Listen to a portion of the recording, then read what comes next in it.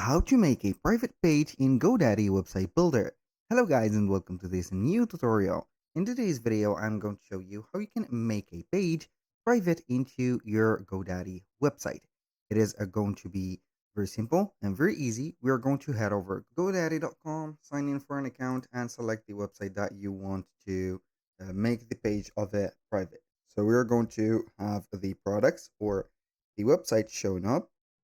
So we are going to select one of them. For example, I'm going to select one that has at least some pages added, and not only the home page, because this trick or this feature will not work on the home page. We are going to select this one, and we are going to wait for the dashboard to load up. After that, we are going basically here to select the button of edit website.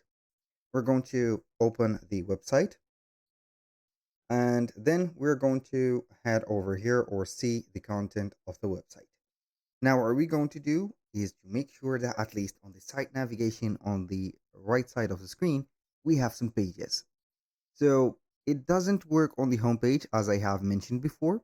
If you're going to click on the gear icon and click on setting or page settings, you're going to find on the home page nothing nearly. But if you're going to have, for example, another page like the privacy policy or the terms and conditions, we can go ahead and head over the gear icon and click on it.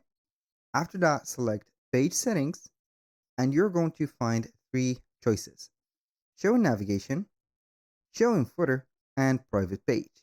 We're going to make the page private, and the access for it is going to be not going to be here public. So what we're going to do is to define the private pages.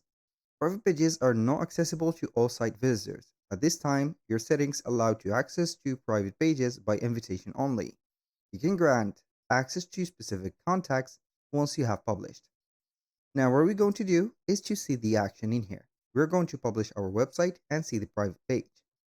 Now, I'm going to wait for the page to load up or the website to publish, and then we're going to see if we're going to have the right path.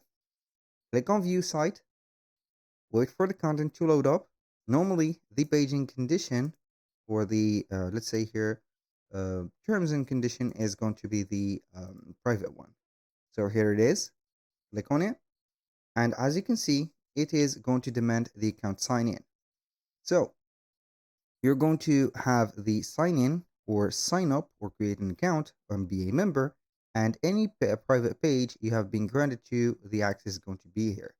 So you're going to have here the permission to give to people or the contacts or the members that you have, let's say here, joined your community.